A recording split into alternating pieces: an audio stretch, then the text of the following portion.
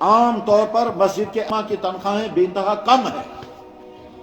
اور یہ المیہ ہے یہاں کے تمام مسجد کے منتظمین کے لیے، بلکہ وارننگ ہے ان کے لیے کہ جو مسجد کے منتظمین مسجدوں میں پہن لیں گے تو کریں گے، مسجدوں میں قیمتی فرش تو بچھائیں گے، لیکن اماموں کو تڑپاتے ہیں تنخواہوں کے لیے۔ یہ میرے پاس میسیج موجود ہے، کل شام مجھے امام صاحب میسیج کر کے لکھتا ہے، میں وہ بدقسمت امام ہوں جس کو 3 مہینے سے تنخواہ نہیں ملی ہے اور میرے بچے بھوکے ہیں،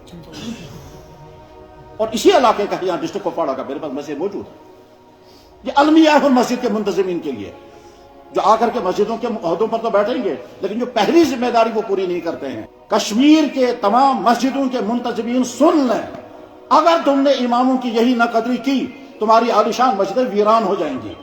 اور ذمہ دار تم ہوں گے۔ مسجد کے تمام منتظمین اور مسجد کے محلے والے جو اماموں کی ناقدریاں کر رہے ہیں، اس کے نتیجے میں نہ جانے کون کون سی سزا تم کو لگے گی۔